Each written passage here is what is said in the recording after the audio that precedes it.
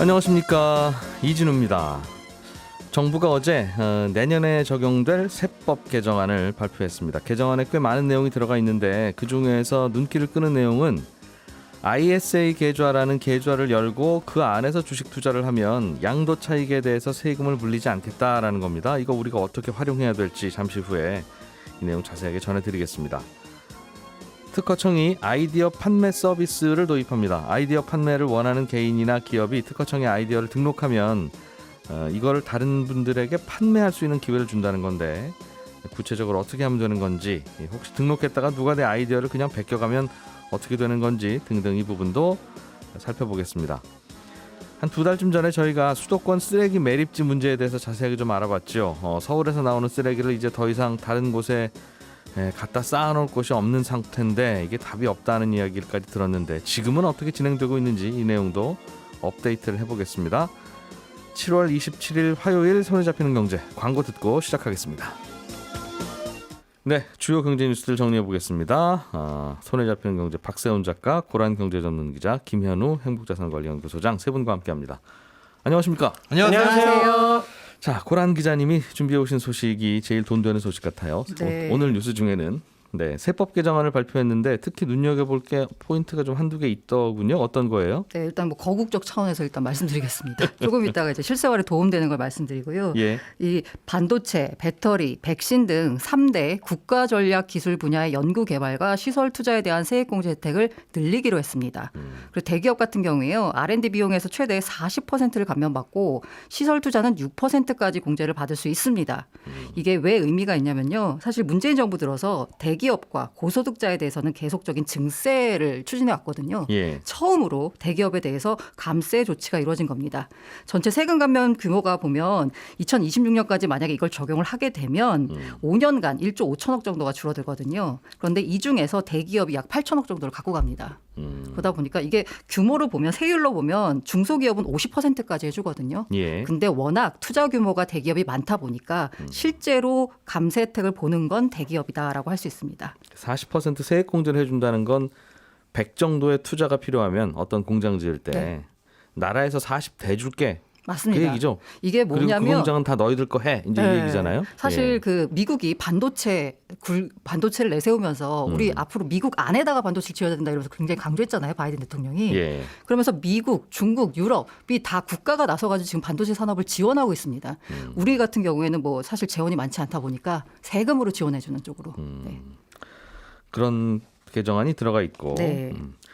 개인들 입장에서는 ISA 계좌의 제도 바뀌는 게 조금 더 관심거리인 것 같은데 설명 좀 해주시죠. 이제 ISA는요, 개인 종합 자산 관리 계좌라고 하는데요. 예. 예적금, 펀드, ETF, 주식 등 다양한 금융 상품에 투자하고 일정 기간 보유해서 소득이 발생하면 세제 혜택을 주는 금융 상품입니다. 예. 의무 가입 기간이 3년입니다. 일단 들면 3년은 유지해야 되는 거예요. 그 통장은 3년 안에 깨면 안 된다. 네, 맞습니다. 예. 2016년 3월에요. 신탁형과 1인명 IS가 도입이 됐습니다. 예. 그리고 올해 국내에 상장 주식에 투자가 가능한 투자 중개형 ISA가 출시가 됐습니다. 통장 하나로 적금도 들 수 있고 그 적금 통장에서 주식 거래도 할 수 있고. 네, 맞습니다. 못하는 건 없네요. 그럼 그 안에서. 다 할 수 있는 거죠.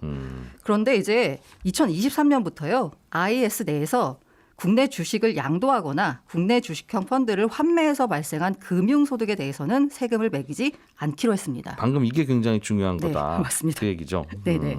이게 취지를 보자면요. 2023년부터요. 금융투자소득세가 도입이 됩니다. 주식 양도세. 네, 맞습니다. 그래서요. 지금까지는 우리가 주식을 할 때요. 거래세만 내면 됐었거든요. 예. 그리고 대주주분들은 물론 세금은 냈습니다. 10억 원 이상인 경우에는요. 예. 근데 대부분이 뭐 10억 원 이상이거나 대주주가 아니니까. 그것도 사실 연말에만 피하면 되니까. 맞아요. 뭐. 예. 그래서 주식으로는 세금을 안 내는구나라고 생각하고 있었는데 예. 23년부터 1월 1일 이후에 발생하는 양도 차익에 대해서는 세금을 내기로 했습니다. 예. 22%에서 3억 원이 초과하면 25% 세금이 부과가 됩니다. 그게 1년 반 후부터 한다는 거예요, 대략. 네. 그죠? 예. 근데 이렇게 내고 나니까, 근데 이렇게 하면서 약간 저항이 있잖아요. 아무래도 지금까지 안 내던 세금을 내다 보니까 그러다 보니까 5천만 원까지는 비과세를 해주기로 했어요. 예. 그래서 많은 투자자분들이 아마 해당이 안 되실 거예요. 세금 내는 게. 문제가 생긴 게 뭐냐면요. 이 ISA라는 계좌를 만들 때 주식 양도 차익에 대해서 세금을 내는 세제 자체가 없었습니다. 예. 근데 그게 생겨버린 거잖아요. 음흠. 그러니까 IS 계좌에서는 이 계좌를 통해서 투자를 하면 5천만 원 비과세를 적용받을 수 없는 거예요. 그냥 일반 주식 계좌로 투자를 하면 5천만 원까지 비과세가 되는데 예. ISA 계좌를 통해서 투자를 하면 예. 비과세가 안 되는 겁니다. 이러니까 이제 금융투자 업계에서 굉장히 볼매소를 했죠. ISA에서 거래하는 것도 네. 비과세 해줘라. 맞습니다. 5천만 원까지만 아니면 아니요. 그래서 5천만 원까지만은 아니고요. 네. 그래서 정부가 다 비과세 해줄게라고 했어요. 이 통장 안에서 굴리는 건 네. 대단한 선물을 준 거네요. 아니 이게 이제 금융투자 업계에서 이렇게 예. 하면 ISA를 누가 투자를 하겠냐. 맞죠. 그 말이 맞죠. 그래서 그 요구한 게 ISA가 애초 만든 목적이 뭐냐면 3년은 유지해야 되잖아요. 네. 그러니까 아무래도 장기 투자 문화를 유도한다라는 차원에서요. 이 그냥 일반 계좌로 하는 것보다는 IS 계좌로 하는 게 장기 투자를 할 테고 예. 그러다 보니까 여기에도 뭔가 세제 혜택을 줘야 되고 그래서 다 비과세를 하는데요. 제가 말씀드린 비과세는 주식 양도차익 및 주식형 펀드를 환매해서 발생한 소득입니다. 펀드 양도세, 주식 양도세. 아니 근데 채권형은 또 여기서 어차피 이자 배당 소득세는 계속 냈었거든요. 지금까지. 네. 그거는 그래도 그 안에서도 뭐 세율이 좀 싸다는 얘기는 하더군요. 네, 맞습니다. 예. 이자 배당 소득에 대해서도요. 200만 원까지는 비과세 해주고요. 그거 초과분은 9% 분리과세를 적용합니다. 하여튼 절세 통장이네요. 그러니까. 네, 맞습니다. 1인당 하나씩 가입할 수 있는 절세 통장. 방금 말씀하실 때 이걸 왜 세금을 깎아주냐 그러면 여기는 3년 이상 그 장기 투자하니까 그거를 네. 권장하는 차원에서 하는 겁니다라고는 말하는데 이게 구멍이 큰 게 하나 있어서 3년 이상 투자 안 해도 충분히 할 수 있다고 하더군요. 제가 3년이라고 말씀드린 건요. 예. 그 계좌에서 내가 주식을 삼성전자를 3년 동안 들고 있어야 된다. 매수한 다음에 그게 예, 아니라 그게 아니라. 그냥 그 계좌를 3년 동안 유지해야 된다라는 겁니다. 그러니까 아예 깨서 현금으로 찾지 않고 그 안에서는 네, 왔다 갔다 해도 됩니다. 매일 단타를 쳐도 된다는 거잖아요. 네네, 그죠? 네. 비과세 해준다는 거죠. 네네. 그러니까 그 주식을 3년 이상 들고 있어라가 아니라 그렇죠. 그 바구니를 깨지 않고 3년 이상 갖고 있어라는 건데 네, 맞습니다. 굳이 급전 필요한 서민도 아니면 안 깨겠죠. 그러니까 부유할수록 안 깨겠죠. 그렇죠. 그죠? 네. 그리고 아마도 이거 돈 필요하면 ISA에 들어있는 돈 담보 대출을 좀 해주지 않을까요? 분명히 해주겠죠. 네, 안 그러면 깨야 되니까 예. 이거 안 해주면 다음부터 나 ISA 저 다른 증권사로 간다. 이제 이러면 해주시겠죠? 충분히 옮길 수도 그래서 있어요. ISA가 지금까지 가입을 많이 안 한 이유가요. 예. 어차피 이거 계속 3년 동안 유지해야 되는데 돈을 뺄 수가 없잖아요. 네. 그러니까 주식 투자에도 어차피 세금 없으니까 그닥 많이 가입을 안 했던 거예요. 네. 배당 소득세, 이자 배당 소득세에 대한 200만 원 비과세는 그닥 메리트가 아니었다라고 판단했거든요. 그래서 그러니까 문제는 이 ISA라고 하는 비과세 절세 통장을 갖고 있으면 좋긴 좋은데 좋은 게 이제 3년 이상 묵혀야 좋은 거니까 네, 맞습니다. 가능하면 빨리 만들어서 묵히는 게 좋겠네요. 그래야지 3년을 일단 채우거든요. 그러니까. 그 3년이 지나면부터는 깨든지 말든지 그건 내 마음이니까. 그러니까 빈 통장이라도 만들어 놓고 맞습니다. 지금부터라도 묵히는 게 좋다는 거잖아요. 네네. 그러니까 빈 통장 만들어 놓고 3년 후에 거래하면 그 다음 날 팔아도 낼름 비과세. 네. 네. 3년 후에 통장 만들면 3년 또 채워야 3년 동안 또 채워야 네네. 되니까 이거 마치 군대 가듯이 그냥 그래도 통장만 만들어 놓고 서랍에다 넣어놓으면 입대한 거랑 똑같으니까 예, 예. 그렇게 하는 게 좋겠네요. 그럼. 잠깐 그럼 저희 방송 멈추고 만들러 가.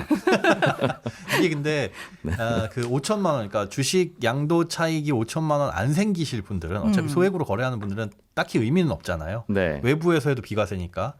그리고 ISA 내에서 주식을 거래하게 되면 바깥에서 일반 계좌에서 거래하는 것보다 수수료가 조금 비싼 곳들이 많이 있습니다. 주식 매매 수수료가. 이게 자기들도 증권사들도 계좌 유지 수수료라는 걸 받아야 되잖아요. 네. 야, 그 나라에서 깎아주는 절세 주머니에 돈 남았다고 왜 그걸 본인들이 수수료를 더 받아요? 그렇죠. ISA를 처음에 이제 그 시스템을 만들 때 돈이 들어갔다라는 이유이긴 한데요. 그래서 소액으로 거래하실 분들은 예. 그냥 외부에서 주식 거래해도 비과세니까 아직까지는 네. 2023년도 마찬가지고요. 사고 팔고를 좀 자주 하는 통장은 바깥에다 따로 증권 계좌 만들고 그렇죠. 이거는 5천만 원 넘게 벌지는 말자. 네. 이거 한 번 묻어두고 조금 오래 갈 것 같은데 5천만 원 넘게 벌 것 같다. 그러면 그렇죠. 이쪽으로 옮겨요. 네, 아이들 학자금 해가지고 지금 큰 돈 묻어놓고 한 2, 30년 후에 열어볼 거야 하시면 어쨌든 ISA를 만들면 일단 만들어두면 좋은 게요. 그 5천만 원 비과세와 ISA 비과세는 따로입니다. 따로 네. 계산이 되는 거기 때문에 예. 여기서도 ISA에서도 비과세를 받을 수 있고 5천만 원도 비과세를 받을 수 있습니다. 제가 바로 그게 5천만 원까지만 비과세 해주는 거면 그걸 합쳐라 그러면 알겠다. ISA도 해줄 텐데 그 통산해라 그러면 하여튼 1인당 5천만 원까지만 비과세다 그러면 깔끔한데 세수도 더 뭐 나갈 거 없고 이걸 이렇게 비과세로 터주면 극단적으로 이 3년짜리 ISA를 만들어 놓은 다음에 3년 후에 1억 원 뭐 넣을 수 있을 거 아니겠어요? 예. 6천만 원인가요? 6천만 원이죠. 3년. 납입 한도가 연간 2천만 원, 최대 1억 원입니다. 네. 그러니까 뭐 예를 들면 지금 만들어서 5년 후에 1억 원 넣고 나서 1억 원어치 주식을 샀는데 또 금방 또 한 10억 될 수도 있는 거 아니겠습니까? 주식에 따라서는. 네. 그럼 너무 좋겠다. 잠깐 상상만 했는데도 굉장히 좋네요. 그래도 다 비과세라는 거잖아요. 네. 그죠? 그 다음 다음 주에 팔아도. 그러니 아무튼 일단은 빨리 가입하자. 이거는 뭐 만든 정책이니 이런 얘기는 다음에 하더라도 그 말이네요. 그죠? 단점은 없어요? ISA를 단점. 굳이 안 가입해야 될 이유는? 아까 말씀드린 그 수수료. 아, 네, 수수료 부분이 있으니까 이것도 이제 증권사마다 저희 무료입니다라고 하는데 조그만 글씨로 예. 연말까지만 무료입니다 혹은 몇 년까지만 무료입니다 이거 있으니까 그거 보고 비교해서 가입하시는 게 좋습니다. 알겠습니다. 여기서 수수료라고 하는 건 계좌 유지 수수료 뭐 이런 거 아니라 그 안에서 주식 거래를 매번 해야 되니까 둘 다 그때마다 있을 수도 사고 있어요. 팔고 수수료를 따져봐야 된다 이거죠. 네네네. 알겠습니다. 다른 거는 세법 개정안 안에 뭐 좀 피가 되고 살이 될 만한 그런 건 없습니까?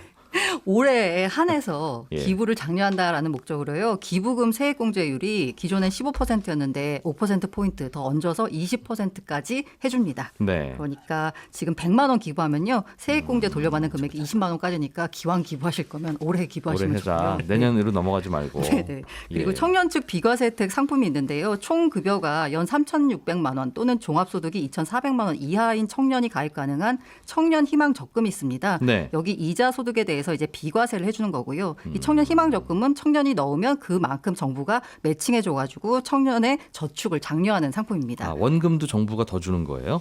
예. 만약에 제가 10,000원을 넣었으면 예. 이 뭐 그 소득에 따라 좀 다르긴 한데 어쨌든 10,000원을 매칭해 주는 정부도 겁니다. 또 주고. 네네. 그런데 거기에 대해서는 이자 소득에 대해서도 비과세. 비과세한다. 네. 그리고 총 급여가 5천만 원 이하인 청년 같은 경우에는요. 예. 장기 펀드 3년에서 5년짜리 상품이 있는데 여기 가입하면 납입 금액의 40%에 대해서는 연 600만 원 한도로 소득 공제 혜택을 줍니다. 이런 것도 좀 챙겨볼 필요 네. 있겠네요. 그리고 예. 근로장려금 기준이 완화됐거든요. 소득 상한액이 200만 원씩 올라갑니다. 그래서 내년 1월 2일 신청분부터는요. 기존엔 1인 가구가 연 2천만 원이었는데요. 이제는 예. 2,200만 원이 돼도 근로장려금 신청하실 수 있습니다. 이거는 재산은 별로 없고 소득이 있긴 있는데 좀 적은 분들은 나라에서 조금씩 보태주는 네. 그런 제도죠. 근로를 장려하기 위해서 나라가 예. 돈을 좀 보태주겠다라는 예. 겁니다. 이것도 해당되시는 분들은 그때 가서 또 저희가 챙겨드릴게요. 자, 김현우 소장님 준비해 오신 아이템. 네, 개인의 아이디어를 사고 팔 수 있는 곳이 생긴다. 네 그렇습니다. 내가 이렇게 해서 이러면 좋을 것 같다 예. 하는 걸 올려놓으면 누가 그거 사겠어 하는 거죠. 네, 그거 좋은 것 같다. 그러면 사가시는 겁니다. 연필 뒤에다 지우개 다니까 어디 안 도망가고 좋습니다 하면 내가 그 아이디어 사겠소 하고 댓글 단다는 거죠. 네, 서로 그렇게 이제 연결해서. 네, 그렇게 해서 이제 경쟁 방식으로 누가 더 비싼 가격을 제시하느냐에 따라서 달라지는데요. 네. 요게 이미 그런 플랫폼이 있었습니다. 이 특허청하고 한국발명진흥회가 운영을 했는데요. 아이디어로라는 웹사이트 지금 검색하셔도 들어갈 수는 있습니다. 예. 여기에 보면 지금 하고 있는 일은 뭐냐 하면 기업이라든지 기관에서 필요한 아이디어를 공모하기도 해요. 이렇게 공모하면서 상금을 걸기도 하고 혹은 개인 간에 무상으로 뭐 아이디어를 공유하거나 네. 아니면 이런 거 좀 만들어줬으면 좋겠다 하는 필요한 아이디어가 있으면 청원을 올리기도 합니다. 그래서 그런 해결 방안을 서로 찾기도 하는데 제가 가끔 하는 얘기 있죠. 밤 9시 이후부터는 냉장고 문이 저절로 잠기고 웬만한 긴급 상황 아니면 안 열리는 걸로 좀 해달라. 그렇죠. 가족의 허락을 받지 않으면 안 열리게 뭐 가족 이런 3명의 지문이 동시에 터치돼야만 냉장고 문이 열리는 걸로 좀 해주세요. 그렇죠. 그런 것들을 청원을 할 수도 있고요. 예. 지금 그렇게 해서 그런 공모를 해가지고 이런 아이디어를 공모합니다. 예를 들어 뭐 남은 음식물 쓰레기 지금 퇴비화해서 퇴비는 많은데 쓸 곳이 없는데 이거 어떻게 했으면 좋겠습니까? 뭐 이런 것들도 공모를 하고 있어요. 각가지 여러 가지가 있는데 뭐 상금도 적게는 수십만 원에서 많게는 1,000만 원까지 다양합니다. 네. 그런데 여기에 이제 내일 9시 오전 9시부터 오픈되는 서비스는 뭐냐면 개인이 본인의 아이디어를 올리고 이 네. 판매를 할 수도 있는 아이디어 스토어라는 게 생깁니다. 그러니까 개인이나 기업 혹은 단체가 아이디어를 올리게 되면 예. 그걸 지금 보고 좀 전에 말씀하신 것처럼 요거 괜찮다 하면은 돈을 주고 사가는 겁니다. 그런데 거기서 네. 괜찮다 네, 라고 하고 안 사가고 그 아이디어를 그냥 쓰면 되잖아요. 네 그렇죠. 이거 어떻게 막습니까? 그러면 큰일 납니다. 지금 일단 아이디어를 열람할 수 있는 게 기업이에요. 예. 현재 기업 회원수는 한 150여 개 정도 되는데 일단 현재까지는 올릴 수 있는 아이디어의 조건이 특허를 출원한 상태에서 미공개 아이디어를 올릴 수 있습니다. 우리가 흔히 특허낸다라는 표현을 쓰는데 예. 이 특허는 신청을 하고 그 다음에 특허가 내 것이 되기 그때까지는 요건 이제 등록이라고 합니다. 예. 그러니까 특허를 신청하는 걸 출원이라고 표현을 하고 특허가 나왔다라고 하는 걸 이제 등록이라고 하는데 예. 특허를 출원한 상태, 즉 신청한 상태에서 공개되지 않은 아이디어만 여기다 올릴 수 있어요. 그러니까 사실상 특허에 거의 준하는 거죠.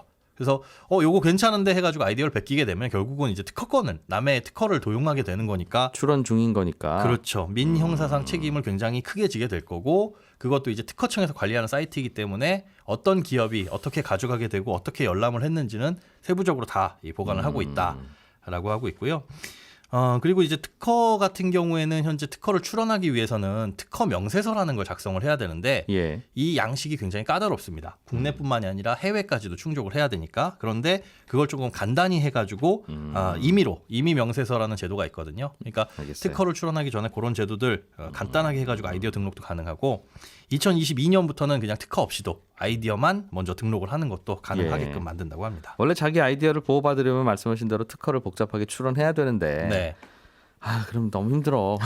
그러니까 그냥 대충 써서 올리세요. 그러면 여기서 한번 그럼 거래될 수 있게 네. 저희가 해보겠습니다. 맞습니다. 그게 라는 이제 개념인 듯 하네요. 네, 임시 명세서 제도라고 그렇게도 할 수가 있습니다. 다들 아이디어와 특허에 좀 관심을 갖자. 네. 한번 들어가 봤는데 뭐 재밌는 아이디어들이 꽤 있더군요. 많이 있습니다. 뭐 지금 공모하는 것들도 많이 있는데 이거는 사실 여쭤봤더니 예. 유인하기 위해서 실제로는 이제 아이디어가 거래되고 이런 플랫폼을 활성화하겠다라는 예. 거거든요. 아, 그리고 이게 재미난 건 뭐냐면 거래가 되기 전에 제목 정도 하고 점수만 띄워줍니다. 네. 그러니까 예를 들어서 음식물 쓰레기를 활용한 신재생 에너지 관련 아이디어 4점, 네. 5점 만점이거든요. 이걸 보고 괜찮다 싶으면 누군가 열람을 하겠죠. 예. 열람할 때 3,000원 정도의 비용이 들어갑니다. 그 3,000원을 아이디어 제공자한테 주는 거예요. 열람만 하는데 예. 아직까지는 싸지만 이게 점차 가격이 올라갈 거고 기업의 입장에서 뭐 3,000원 나쁘지 않잖아요. 뭐 제목만 그럴듯하게 달라가지고 3,000원씩 받으면 그런데 그 점수를 모르겠습니다. 매기는 게 특허청에서 매겨줍니다. 5점 만점에 평점을 먼저 매겨놓고 점수가 낮으면 클릭을 안 하겠죠. 재밌겠네요. 예. 한번 수시로 들어가 재밌다. 보는 것도 재밌을 것 같습니다. 사이트 이름이 아이디어로. 아이디어로. 예, 그렇습니다. 더우니까 집에서 한번 네. 재밌게. 괜찮은 아이디어 있으면은 돈도 알겠습니다. 될 수 있으니까요. 박세훈 작가가 준비한 다음 소식이 아주 심각합니다. 네. 서울에서 나오는 쓰레기를 네. 이제는 지금은 인천시에 속하 있는 어느 땅에다 매립하고 있는데 그렇습니다. 이게 제한이 있다 시간이. 네. 그래서 빨리 서울에서 만들으라고 하는데 서울에서는 못 만들고 있고 네. 인천에서는 하여튼 시간 끝나면 또 못 받는 거예요. 네. 라고 하고 있다. 그렇습니다. 예. 그 시점을 인천시에서는 2025년으로 일단 잡고는 있는데 네. 그래서 정부가 인천이 아닌 다른 지역을 찾으려고 올 초에 1차 공모를 했어요. 예. 하실 분 손드세요 했는데 아무도 안 들었고. 서울 쓰레기 받아주실 분 그렇습니다. 당연히 그래서 쉽지 않겠죠. 다양한 혜택을 드릴 테니 또 한번 손드세요라고 2차 공모를 했어요. 예. 그런데 또 아무도 안 들었습니다. 왜 안 들었느냐? 여기에 대해 환경부는 이거 하려고 그러면 100만 제곱미터 이상 넓은 부지가 있어야 되는데 요거 네. 찾는 게 현실적으로 쉽진 않았던 것 같다. 이렇게 해석을 하는데 어제 한정희 환경부 장관이 다른 매체랑 인터뷰를 했어요. 그 예. 내용에 보면 뭐라고 나오냐면 지자체 2곳 정도가 관심을 보였는데 내년에 있을 지방선거를 의식해서 결국 신청을 아무도 안 했다. 그렇겠죠. 라고 얘기를 하고 있습니다. 저 박세훈 군수가 서울 쓰레기를 받아서 우리 고장에다 묻으라고 했다. 그럴 거 아니겠습니까? 당연히 안 하겠죠.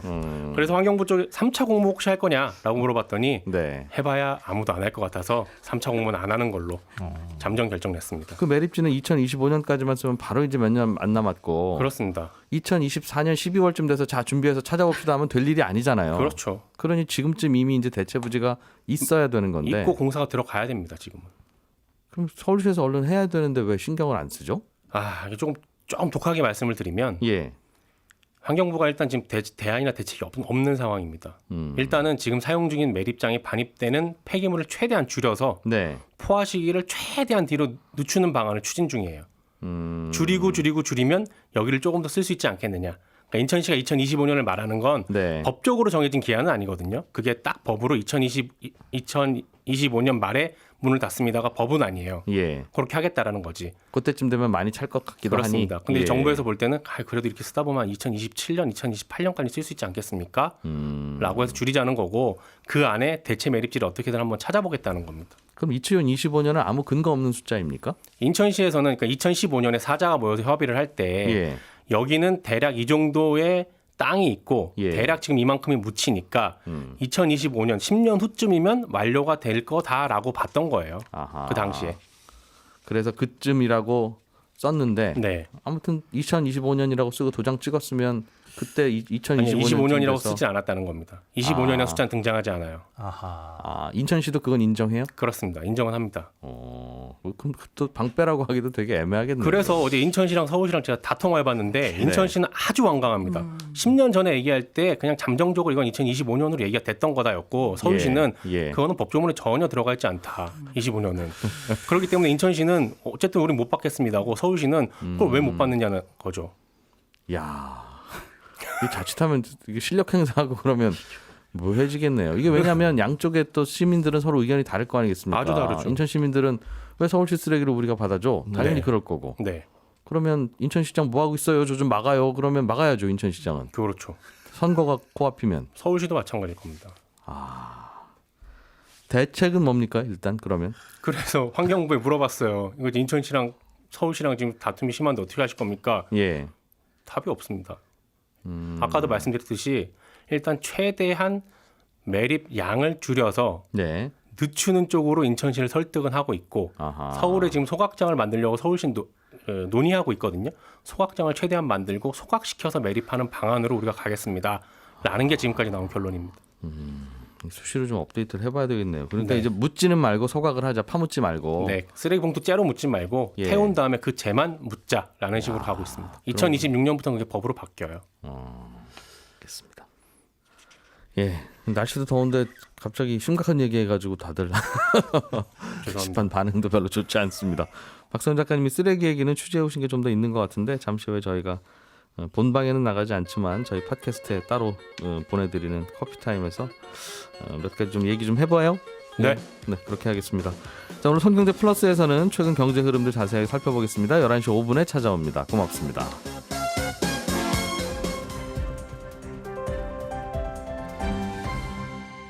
경제를 생각하는 사람들의 즐거운 습관. 이진우의 손에 잡히는 경제.